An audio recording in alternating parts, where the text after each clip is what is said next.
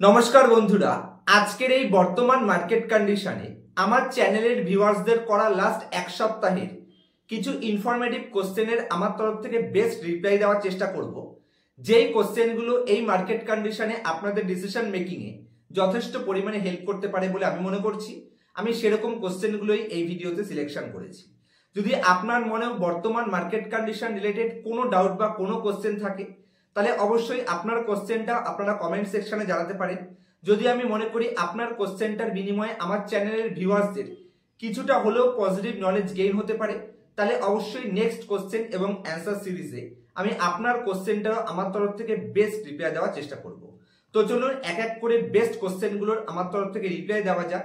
তবে এখানে stock specific বেশ কিছু কোশ্চেন রয়েছে, এগুলোকে কোনো ধরনের বাই অথবা সেল রিকমেন্ডেশন হিসেবে নেওয়ার চেষ্টা করবেন না।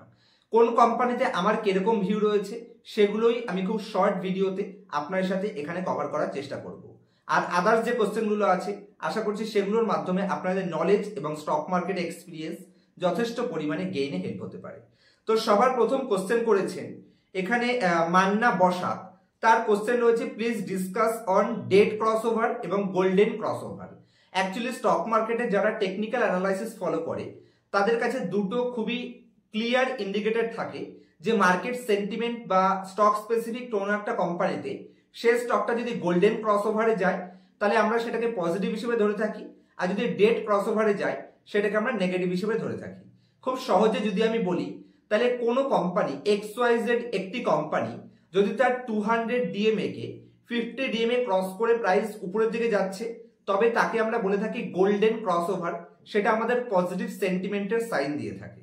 আর কোনো কোম্পানির শেয়ার প্রাইস যদি 200 ডিএমএ কে ক্রস করে প্রাইস নিচের দিকে যাচ্ছে 50 ডিএমএ, তাহলে সেটাকে আমরা ডেট ক্রসওভার হিসেবে ধরে থাকি। সেটা মার্কেটের নেগেটিভ সেন্টিমেন্টের সাইন দেয়। অ্যাকচুয়ালি আমি আমার লাস্ট 9 বছরের মার্কেট এক্সপিরিয়েন্স যদি আপনাদের সাথে শেয়ার করি, তাহলে আমি এই টেকনিক্যাল অ্যানালাইসিসকে অতটা গুরুত্ব দিই না, কারণ ফাইনালি স্টকের প্রাইস মুভমেন্ট করবে আপনার কোম্পানির আর্নিং এর উপর। আর যদি আপনার কোম্পানির আর্নিং নিয়ে আপনার ডাউট না থাকে, তাহলে ডেট ক্রসওভারেও কোনো কোম্পানিকে পারচেস করা যেতে পারে। কারণ কোম্পানি যখন ডেট ক্রসওভারের মধ্যে যায় তখন সেই কোম্পানিটা ওভারসোল্ড জোনের মধ্যে চলে যায়। তো ভবিষ্যতে যদি কোম্পানির আর্নিং এ পজিটিভ সাইন আসে, তাহলে গোল্ডেন ক্রসওভারের জন্য ওয়েট না করে আমি মনে করি সেই নেগেটিভ সেন্টিমেন্টের মধ্যে ওভারসোল্ড জোনে যদি পারচেস করা যায়, তাহলে অবশ্যই কোম্পানি বাম্পার রিকভারি দিতে পারে। তো আশা করছি আপনার কোশ্চেনের অ্যান্সার পেলেন। নেক্সট কোশ্চেন করছেন এখানে অনন্যা মান্না।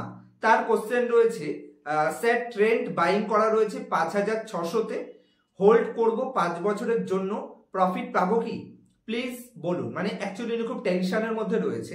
দেখুন, আপনার পোর্টফোলিওতে এরকম কোনো কোম্পানি অ্যাকচুয়ালি নেওয়াই উচিত নয় যে কোম্পানি নিয়ে আপনি টেনশনে থাকতে পারেন। যদি আপনার মনে হয় না এই কোম্পানি ভবিষ্যতে আপনাকে টেনশন দিতে পারে, তাহলে সে কোম্পানি আপনি পোর্টফোলিওতে অ্যাডই করবেন না। যেরকম আমি আমার স্টুডেন্টসদেরও সবসময় বোঝানোর চেষ্টা করি যে আপনি যখন কোনো কোম্পানিতে শেয়ার পারচেস করছেন, আপনাকে এরকম করে ভাবতে হবে যে আপনি আপনার মেয়ের জন্য জামাই খুঁজছেন। তো যতক্ষণ পর্যন্ত বেস্ট থেকে বেস্ট কোম্পানি আপনি না পাচ্ছেন, যদি ওই কোম্পানি রিলেটেড আপনার কোনো ডাউট বা কোনো সিঙ্গেল কোশ্চেন মার্ক থাকে, তাহলে সেই কোম্পানি পোর্টফোলিওতে অ্যাড করাই উচিত নয়। যেমন ধরুন স্টেট ব্যাংক অফ ইন্ডিয়া, জানি না আপনি মার্কেটে কতটা এক্সপার্টিস আপনার রয়েছে বা কতটা বিগিনার্স। যদি SBI আপনার কাছে থাকে, আপনার কি কোনো ডাউট থাকবে যে স্টেট ব্যাংক অফ ইন্ডিয়া কোনো প্রবলেমে পড়বে ভবিষ্যতে? কখনোই পড়বে না, এবং পড়লেও সেখান থেকে কোম্পানি রিকভারি হয়ে যাবে। তো এরকম টাইপের যে কোম্পানিতে কনফিডেন্স পাবেন সেই কোম্পানিতেই থাকুন, তাতে কোম্পানি কিছুটা কম প্রফিট দিলেও চলবে। আর অবশ্যই আপনি হাই গ্রোয়িং কোম্পানি যখন ইনভেস্ট করছেন, অবশ্যই কোম্পানির ট্রেন্ড ভালো রিকভারি করে দেওয়ার চান্স রয়েছে, তবে এক্সপোজার মেনটেন করবেন। আচ্ছা, নেক্সট কোশ্চেন করছেন এখানে পিঙ্কু রয়। পিঙ্কু বাবুর কোশ্চেন রয়েছে, আর কবে ইনভেস্ট করব জিজ্ঞাসা মার্ক, কোশ্চেন চিহ্ন। তারপর রয়েছে, যখনই ইনভেস্ট করতে চাই তখনই কিছু না কিছু নেগেটিভ নিউজ আসবেই আসবে। দেখুন, অ্যাকচুয়ালি এটাকে আপনাকে পজিটিভ হিসেবে নিতে হবে। আমি প্রত্যেককে অ্যাডভাইস করতে চাই যে দেখুন, নেগেটিভ সেন্টিমেন্টে যদি আপনি স্টক পারচেস না করতে পারেন, তাহলে আপনি স্টক মার্কেটে থাকা উচিতই নয়। কারণ স্টক মার্কেট থেকে যারাই বড় প্রফিট কামিয়েছে, মার্কেট নেগেটিভ সেন্টিমেন্ট বা মার্কেট ক্র্যাশকে বা মার্কেট কারেকশনকে বন্ধু বানিয়েই নিজের ফলে ইউজ করেই প্রত্যেকে মার্কেট থেকে বড় প্রফিট কামিয়েছে। তো নেগেটিভ সেন্টিমেন্টেই স্টক পারচেস করুন আর পজিটিভ সেন্টিমেন্টে স্টক সেল করুন। তো পিঙ্কু বাবু, আমি আপনাকে সাজেস্ট করব নেগেটিভ সেন্টিমেন্টই আপনি আপনার গ্রেট ফেভারিট কোম্পানিটা ডিসকাউন্টে পাবেন, যে কারণে নেগেটিভ সেন্টিমেন্টই পারচেস করুন। নেক্সট কোশ্চেন করছে এখানে সৌরভ বোস, তার কোশ্চেন রয়েছে কিছু 30 থেকে 40% ডাউন স্টক ডিসকাস করুন, যে কোম্পানিগুলো টপের থেকে ডিসকাউন্টে রয়েছে। কিছু লোকের এখানে অ্যান্সারও দিয়েছে, যেমন পার্থবাবু অ্যান্সার দিয়েছে বরুণ বেভারেজ, ক্যাম্পস, কোল ইন্ডিয়া, নেসলে, সবকটাই ভালো কোম্পানি। এবং তার সাথে পার্থবাবু আরও কিছু কোম্পানি দিয়েছেন, যেমন বরুণ বেভারেজ, কোল ইন্ডিয়া, নেসলে, ক্যাম্পস এবং আনন্দ রাঠি, সবকটাই সত্যি ভালো কোম্পানি। তবে সৌরভবাবু আমি আপনাকে যেটা সাজেস্ট করতে চাই, শুধু কোনো কোম্পানির টপের থেকে 30 বা 40% ডিসকাউন্টে রয়েছে সেই জন্যই কোনো কোম্পানিকে পারচেস করবেন না। হ্যাঁ, যদি আপনার বিজনেস মডেলটা ক্লিয়ার রয়েছে তবেই আপনি কোম্পানির সাথে যাবেন ডাউন প্রাইসে পেলে। মানে শুধুমাত্র স্টক ডাউনে রয়েছে সে কারণে আপনি পারচেস করবেন, এটা কিন্তু ভুল ডিসিশন হতে পারে। আর অন্যের কথা শুনে কখনো স্টক পারচেস করবেন না। যেমন এখানে আপনি আমাকে জিজ্ঞেস করলেন, হ্যাঁ আমি আমার সিলেক্টিভ কিছু কোম্পানি আপনার সাথে শেয়ার করলাম, যদিও উনি যেগুলো দিয়েছে সেগুলো সব ভালো কোম্পানি। তবে আমার কথা শুনে বা অন্য কারোর কথা শুনে যদি আপনি স্টক কেনেন তাহলে সেই স্টক যখন ডাউন পারফর্ম করবে তখন আপনি কনফিডেন্সের সাথে হোল্ড করতে পারবেন না। যে কারণে অন্যের কথায় শেয়ার পারচেস না করে নিজে সিলেকশন করে কিনুন, তাতে করে বিজনেস মডেল আপনার ক্লিয়ার থাকবে, লজিক ক্লিয়ার থাকবে যে কেন সেই কোম্পানিটাকে আপনি সিলেকশন করেছেন। নেক্সট কোশ্চেন করছেন এখানে অলোক মিত্র, তার কোশ্চেন রয়েছে আভাস ফিনান্স এবং পিএনবি হাউজিং ফিনান্সের মধ্যে কোনটা বেস্ট, প্লিজ অ্যান্সার। দেখুন আভাস ফিনান্স আমার পোর্টফোলিওতে রয়েছে এবং পিএনবি হাউজিং ফিনান্স আমার পোর্টফোলিওতে রয়েছে, দুটোই সুপার গ্রেট কোম্পানি। তবে আভাস ফিনান্স নিয়ে আমি বেশি বুলিশ, কারণ private sector company. Next question করছেন এখানে উত্তীয় ব্যানার্জি, তার কোশ্চেন রয়েছে 2027 সালের শেষ দিকে মার্কেট কি ক্র্যাশ হতে পারে? কারণ আমেরিকার bond yield short term bond long টার্মের তুলনায় বেশি রিটার্ন দিচ্ছে। হ্যাঁ অবশ্যই এটা নেগেটিভ সাইন, আর এই সাইন যখন যখন এসেছে প্রত্যেকবার মার্কেট রিভার্সাল করেছে এবং 1-1.5 বছরের মধ্যে মার্কেট ক্র্যাশ করেছে, যেরকম 2008। দেখুন 2008-এর ক্রাইসিস বা এর আগের ক্রাইসিস গুলোকে এবারের ক্রাইসিসের সাথে ম্যাচ করলে হবে না, কারণ প্রত্যেকবার মার্কেট ক্র্যাশ তখনই করে যখন সেই মুহূর্তে কোনো ব্ল্যাক সুইন ইভেন্ট ঘটে।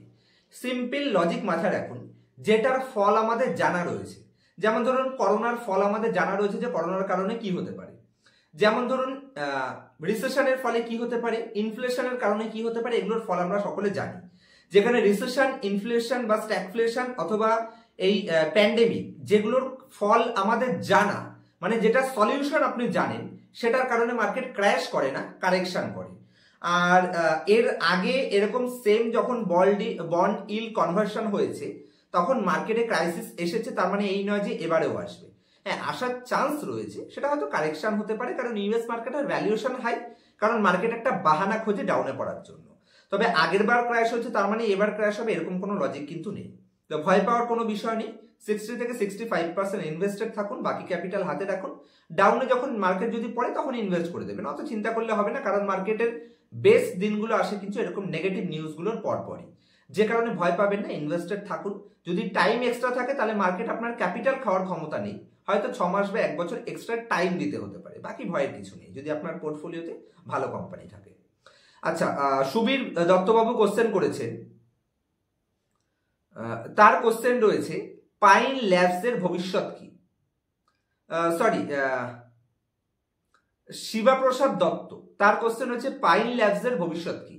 পাইন ল্যাবস ওই যে আপনি যখন কোনো শপিং মলে ক্রেডিট কার্ড বা ডেবিট কার্ডের মাধ্যমে পেমেন্টস করেন, দেখবে যে সোয়াইপার মেশিনটা 90% জায়গাতেই আপনি এই পাইন ল্যাবস এর মেশিন পেয়ে যাবেন। তো সেটাই হচ্ছে কোম্পানির বিজনেস। তবে এক্সট্রিমলি বুলিশ হওয়ার মতন বিজনেস মডেলে কিছু পজিটিভ নেই, অ্যাভারেজ টাইপের কোম্পানি, ভবিষ্যৎ তো অ্যাভারেজ রয়েছে। আর কোনো কোম্পানি যখন আইপিও লিস্ট করে তখন সে কোম্পানির ডাটা অ্যানালাইসিস করে অ্যাকচুয়ালি কোনো লাভ নেই, কারণ প্রত্যেকটা কোম্পানি তাদের ডেটাকে ম্যানেজ করে দেখায়, মনে হবে যেন সেই মুহূর্তে বেস্ট কোম্পানি। যেমন গ্রো তো বর্তমানে দেখতে পাচ্ছেন, গ্রো কিন্তু এক্সট্রিমলি রিস্কি জোনে রয়েছে, কিন্তু রিটেল ইনভেস্টরদের কাছে এখন খুব পজিটিভ সাইড। তো যাই হোক, আচ্ছা নেক্সট কোশ্চেন রয়েছে অমিত ডিএন, তার কোশ্চেন রয়েছে ইজি মাই ট্রিপ পোর্টফোলিওতে 50% ডাউনে রয়েছে, অন্য কোনো শেয়ারে শিফট করে দেব, শর্ট টার্মে রিকভারি সম্ভব? দেখুন কোনো কোম্পানি যদি অতিরিক্ত ডাউনে চলে যায়, সে 50% ডাউনের পরে আরো 50% ডাউনে যেতে পারে।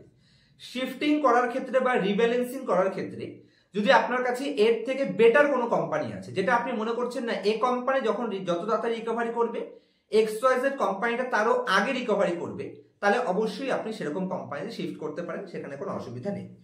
আর ইজিমাই ট্রিপ বর্তমানে যে পজিশনে রয়েছে আমার মনে হয় কোম্পানি ওভারসোল্ড জোনে রয়েছে, শার্প রিকভারির সম্ভাবনা কোম্পানিতে রয়েছে। তবে কোনো ধরনের বাই অথবা সেল রিকমেন্ডেশন হিসেবে কিন্তু ভিডিওটিকে নেওয়ার চেষ্টা করবেন না। আচ্ছা, নেক্সট কোশ্চেন করছেন এখানে লিয়াড এম 7086, তার কোশ্চেন রয়েছে টাটা মোটরে এন্ট্রি নেওয়া যেতে পারে, আপনার মতামত জানাবেন।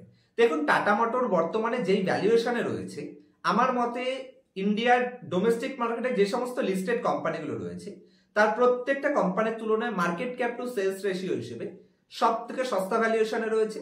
আর সেলসের দিক থেকে দেখতে গেলে প্রত্যেকটা কোম্পানি তুলনামূলকভাবে ভ্যালুয়েশনের সাথে যদি আমি কম্পেয়ার করি তাহলে অনেক বেশি সেলস গ্রোথ দেখাতে পারছে এবং কোম্পানির ডেট কন্টিনিউ রিডিউস হচ্ছে এবং টাটা ক্যাপিটাল লিস্টিং এরও বেনিফিট কিন্তু কোম্পানি আজ না হোক কাল পাবে।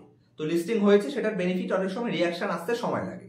তো সেক্ষেত্রে আমি বলবো ভয়ের কোনো বিষয় নেই, টাটা মোটর ভালো পজিশনে রয়েছে, আপনারা চেক আউট করতে পারেন। টাটা মোটরের প্যাসেঞ্জার ভেহিকেলস বলুন বা কমার্শিয়াল ভেহিকেল বলুন, দুটোই ইন্ডাস্ট্রির সব থেকে লোয়েস্ট ভ্যালুয়েশনে আছে। তবে কোম্পানিটা বর্তমানে নেগেটিভ সেন্টিমেন্টে পড়েছে, যে কারণে সেন্টিমেন্টের রিয়াকশন কোম্পানিতে আসছে। আমার মনে হয় মার্কেট সেন্টিমেন্ট পজিটিভ হলে ইন্ডিয়াতে বর্তমানে টোটাল 4 হুইলার বিজনেস সেগমেন্ট যদি আমি দেখি তাহলে আন্ডার পেনিট্রেটেড মার্কেট রয়েছে, ডেফিনেটলি কোম্পানি ভবিষ্যতে ভালো করার চান্স রয়েছে। আর যদি কোনো কোশ্চেন থেকে থাকে অবশ্যই আপনারা কোশ্চেন করতে পারেন কমেন্ট সেকশনে। তবে একটা বেসিক জিনিস ভুল করবেন না, তবে বিগিনার ইনভেস্টর হিসেবে আমরা কিছু ভুল ডিসিশন নিয়ে থাকি, যে কারণে আমরা বড় প্রফিট থেকে পিছুপা হয়ে যাই এবং পোর্টফোলিওতে বড় লস হয়ে যায়। আমরা মনে করি কোনো কোম্পানির প্রাইস উপরে গেলেই সে কোম্পানিটা ভালো, আর কোনো কোম্পানির প্রাইস নিচে আসলেই হয়তো কোম্পানিটা খারাপ। এটা কিন্তু সম্পূর্ণ ভুল ডিসিশন, এগুলো থেকে বেরিয়ে আসুন। ফান্ডামেন্টাল ভ্যালুয়েশন এবং বিজনেস মডেল এর উপর জোর দিন, ডেফিনেটলি ভবিষ্যতে আপনি বড় প্রফিট কামাতে পারবেন। দেখা হচ্ছে নেক্সট ভিডিওতে কোনো ইনফরমেটিভ টপিকের সাথে। আর যদি একদম জিরো থেকে extremely advance level analysis personal ক্লাসে শিখতে চান তবে স্ক্রিনের উপর দেওয়া মোবাইল নাম্বারে কন্ট্যাক্ট করতে পারেন। ক্লাসের পরে লাইফ টাইম সাপোর্টের ব্যবস্থা এখানে প্রত্যেকটা স্টুডেন্টদের জন্য রাখছে। দেখা হবে নেক্সট ভিডিওতে, ততক্ষণ পর্যন্ত ভয় না পেয়ে হ্যাপি ইনভেস্টিং, হ্যাপি ট্রেডিং।